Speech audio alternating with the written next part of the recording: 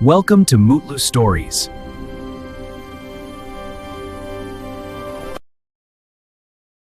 అనగనగా ఒక ఊర్లో ఒక అవ్వ ఉండేది. ఆమెకు పెళ్లైన కొద్ది రోజులకే ఆమె భర్త చనిపోయాడు. అయినా ఆమె భయపడలేదు.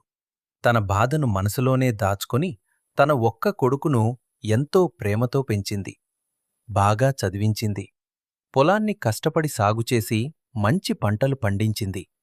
4 ఎకరాల పొలాన్ని 10 ఎకరాలుగా పెంచింది. తన కొడుకు కోసం ఒక మంచి ఇల్లు కూడా కట్టించింది. ఆమెకు తన కొడుకే ప్రపంచం. కాలం గడిచింది. కొడుకు పెద్దయ్యాడు. పెళ్లి కూడా చేసింది.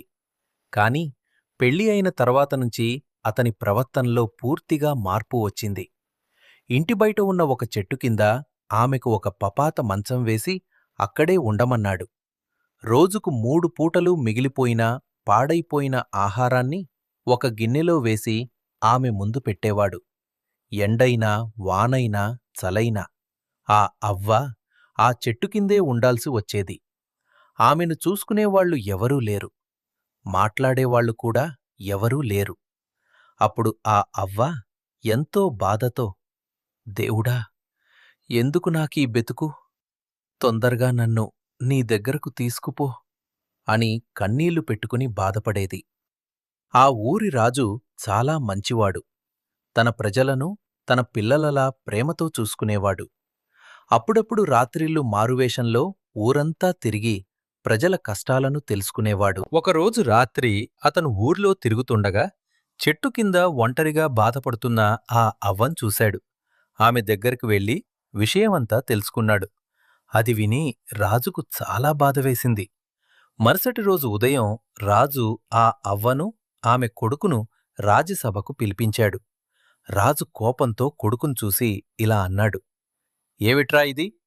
చిన్నప్పట్నుంచి నీకోసం తినకుండా, నిద్రపోకుండా కష్టపడి నిన్ను పెంచిన అమ్మను ఇలా వదిలేస్తావా? అమ్మను నెత్తిన పెట్టుకుని చూసుకోవాలిగాని ఇలా గాలికి వదిలేస్తావా? అసలు నువ్వు కొడుకువేనా? అమ్మ సంపాదించిన ఇల్లు, పొలాలు కావాలి. కాని అమ్మ వద్దా? అడిగేవాళ్లు ఎవరూ లేరనుకున్నావా?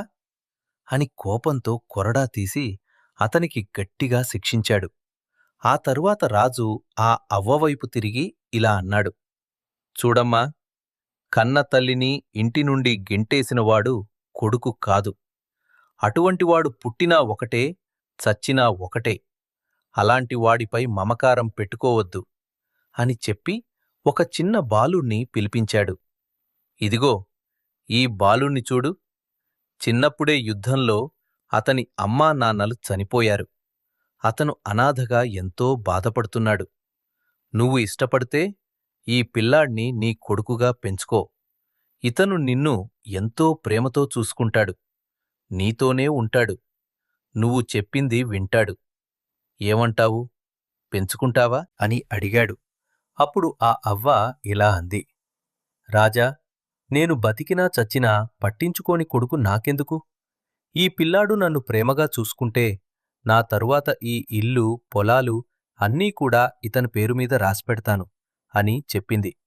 ఆ మాటలు విన్న రాజు ఆనందంగా చిరునవ్వు నవ్వి ఇలా అన్నాడు, శభాషవ్వా, అది నిజమైన మాట.